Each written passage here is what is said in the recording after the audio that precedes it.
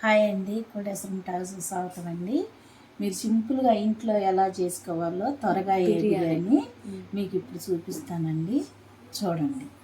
ఇంట్లో ఉన్న ఇంగ్రీడియంట్స్తోనే ఇంట్లో ఉన్న వాటితోనే మనం చేసుకోవచ్చండి. నీట్గా చేసుకోవచ్చు, అంతగా రుచిగా ఉంటుందండి. చూడండి. ఫస్ట్ చికెన్కి 1.5 kg చికెన్. కిలోన్నర చికెన్ తీసుకున్నామండి. ఉప్పు నీళ్ళు నానబెట్టుకొని శుభ్రంగా కడిగి పెట్టుకున్నామండి 4-5 సార్లు. ఉప్పు నీళ్ళలో నానబెట్టి తీసామండి. గిన్నె అయితే మందంగా ఉండాలండి. మందమైన గిన్నె తీసుకోవాలి, ఎందుకంటే అడుగు మాడకుండా. చూడండి, శుభ్రంగా కడిగి పెట్టుకున్నాం కదా, చూసారు కదా. అల్లం ఎల్లిపాయ పేస్ట్ వేసుకున్నామండి. అల్లం ఎల్లిపాయ పేస్ట్ కొంచెం ఎక్కువ వేసుకున్నామండి.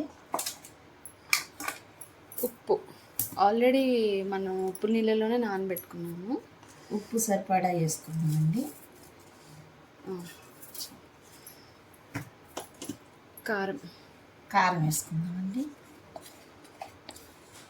కారం మేమైతే ఎక్కువే తింటామండి, మీరు ఎంత తింటారో చూసేసుకోండి.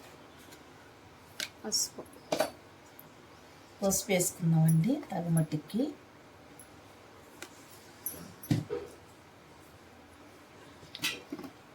గరం మసాలా వేసుకున్నామండి.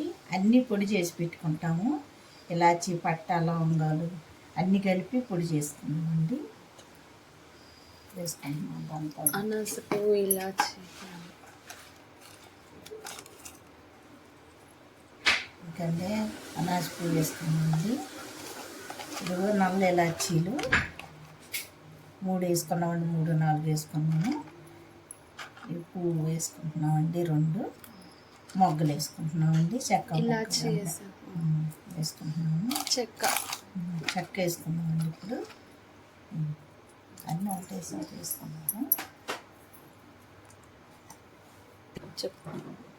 3 స్పూన్లు పెరుగు వేసుకున్నామండి. గట్టి పెరుగండి.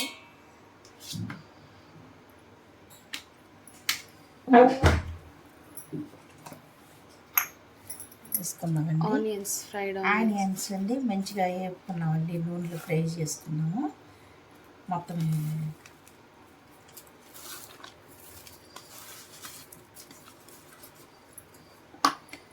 ఇవి పుదీనా వేసుకున్నామండి. కడిగి పెట్టుకున్నాం. పుదీనా ఇది అన్నీ కడిగి పెట్టుకున్నామండి. ఆరబెట్టుకున్నాం శుభ్రంగా.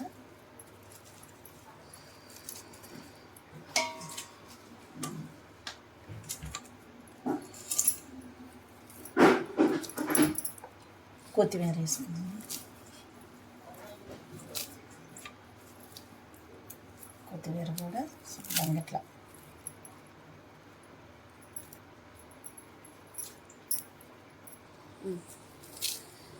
కొత్తిమీర కూడా మనం ముక్కలు చేసుకొని చాకుతోటి ఇలా వేసుకుంటామండి.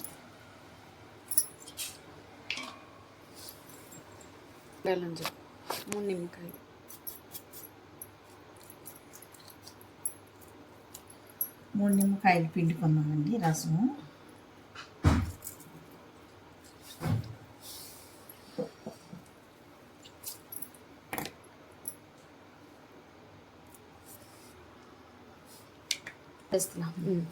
నిమ్మకాయలు 3 పిండుకున్నామండి.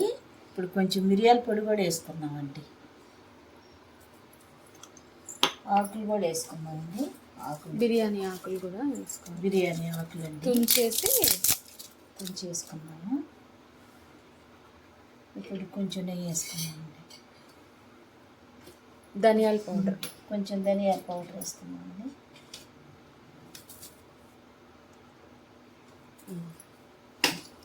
ఇప్పుడు దీంట్లో నెయ్యి వేసుకొని కలుపుకోవాలి. ఇప్పుడు కొంచెం నెయ్యి వేసుకుందామండి.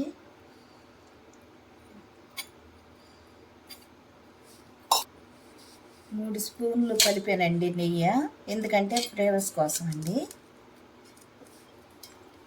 ఇదంతా బాగా కలుపుకున్నాము. పెరుగు అన్నీ కలవాలి కదండి, అన్నీ ఒకటేసారి వేసాం కదా.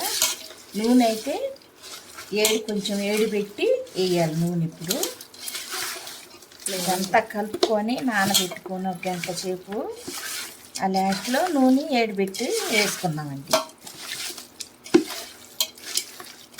బాగా నానితే బాగా టేస్ట్ ఉంటుందండి.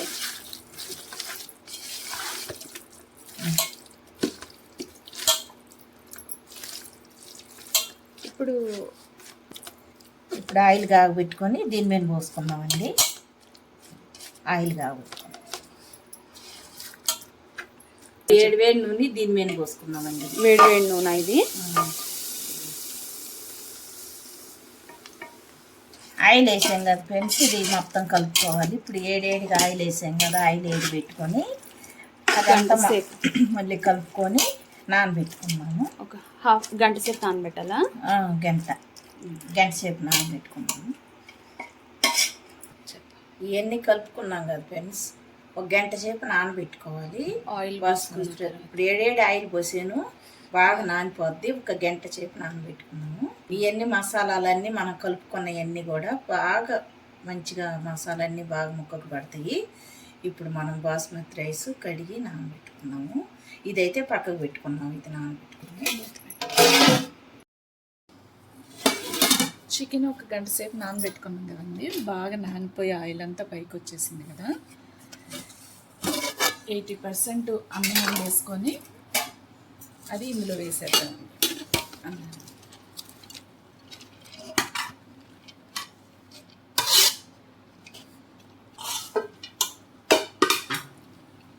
ఇలా వండుకున్న అన్నం పైన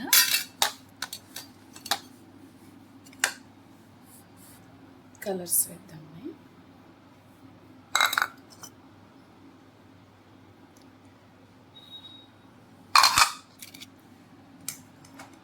ఆనియన్స్ వేద్దాం. ఆనియన్స్, జీడిపప్పు వేద్దాం. వేయించుకున్న ఆనియన్స్, జీడిపప్పు, పుదీనా,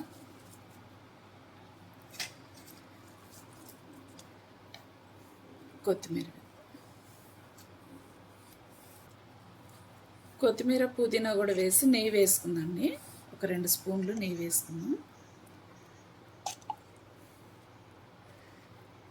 చాలా సింపుల్గా, ఈజీగా ఇంట్లోనే ఉన్న వాటితోనే చాలా సింపుల్గా చేసుకోవచ్చండి, టేస్టీగా. దీన్ని ఒక 20 నిమిషాలు సన్న మంట మీద ఉడికిద్దాము. ఓపెన్ చేద్దామండి. చూసారు కదా ఫ్రెండ్స్, ఇంట్లో ఉండే ఐటమ్స్ తోటి, ఇంట్లో ఉన్న వస్తువులతోటి మనం ఎక్కువ బయట నుంచి తెచ్చుకోకుండా ఇంట్లో తెచ్చి పెట్టుకుంటాం కాబట్టి అప్పటికప్పుడు వేసుకొని అన్నీ, ఎంత రానోళ్ళు కూడా అన్నీ ఒకటేసారి వేసి కలిపి బియ్యం అన్నీ నానబెట్టుకొని మంచిగా ఎన్ని కొంచెం ఉడికిన తర్వాత 3 భాగాలు ఉడికిన తర్వాత అన్నం, కూర అన్నీ కలిపి వేసుకుంటాం. చూడండి ఎలా ఉందో, కలర్ఫుల్గా, ఎంత ఫ్లేవర్స్గా ఉంటుంది, మంచిగా ఉంటుంది. దీన్ని కానీ మీకు నచ్చినట్లయితే లైక్ చేయండి, షేర్ చేయండి, సబ్స్క్రైబ్ చేయండి ఫ్రెండ్స్.